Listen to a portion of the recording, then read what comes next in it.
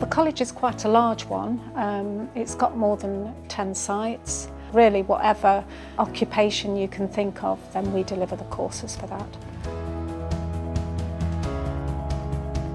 I work within the Learning Support department. It's quite a diverse department. We've got specialists in lots of different areas. So I teach a diverse range of students from age 14 up who've never taken GCSE English to adult learners who are resitting, to learners from different countries who've never studied English before.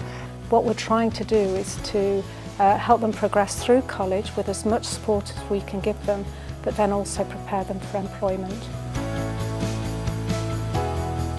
Technology is really important for the students.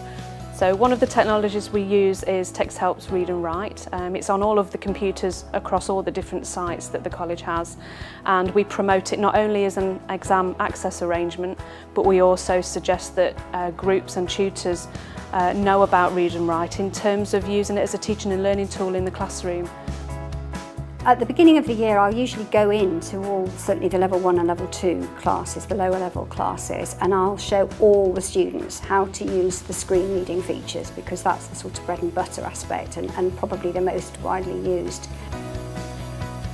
We use Read and Write with a lot of our students because we have a high proportion, I would say, who come in without a GCSE at C, which is generally fair evidence that they're going to have some level of literacy difficulties.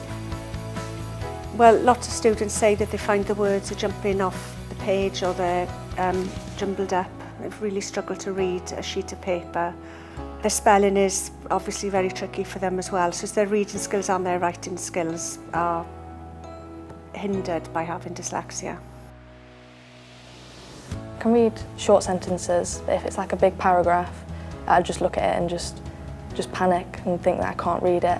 Julie helps me. She's taught me how to use all the Read and Write, and I never really got that in school, so I do find it really helpful that there's something there that can help me read. Because I suffer from dyslexia, I find when I'm reading a piece of text, it takes me a long time to read and then sink in. Because of my age, when I was at school and I had dyslexia, there was no support, there was nothing in place. I had to work around the words I couldn't spell. When I came to college, I was lucky enough that Read and Write was here, and it helped me immensely, where I don't avoid them words anymore, I write those words. Read and Write helps me to express myself in exams, which is what they are looking for when you do an exam. That's priceless. You can't put a price on something like that when you need that in an exam. It's changed my life because I can read and write now. I'm looking forward to working with it in level 3 as well.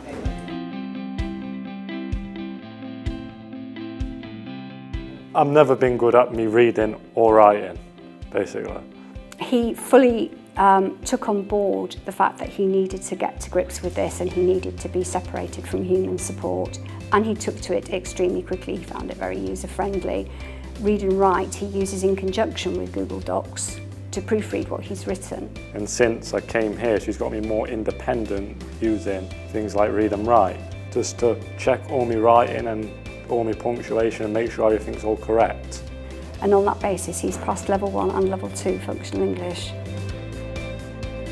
The other thing that we've been using more and more is Google Docs and using the voice facility on that, along with Read and Write on the top of it, so that once the student's dictated what they want to say, then they can use the software then to proofread the work and check for the punctuation, grammar, spelling.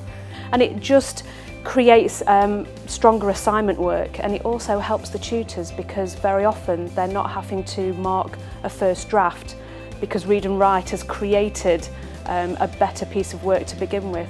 So you often find that tutors aren't having to put quite a lot of commentary about spelling, punctuation and grammar, because again the software has actually done that on behalf of the student to begin with. All the write-ups they do and all the assignments are computer-based, they're all typed, and due to that I made everybody in the group use Read and Write as an example, so nobody stuck out separately, and also it helps me as my English isn't the best. And making them use Read and Write, making them proofread, it means it's easier for me when the work comes in and I have to mark it. One thing I do get a lot is punctuation. Punctuation seems to be non-existent in most of the people's work. And when you've got 1,000 words with no punctuation in it, they soon realise when they start listening back to it, and they can then learn where they need to put the pauses in. I think it helps them progress a lot further. Even though we've used learning support with individuals in the past, what we're thinking of doing is using Read and Write with whole classes now. That's what we really want to do, so that students are aware that they can all benefit from using this software. It isn't just for the few, it's for everybody. The main theme of that is we're wanting to introduce the software as a critical friend to support them with their reading, proofreading and writing.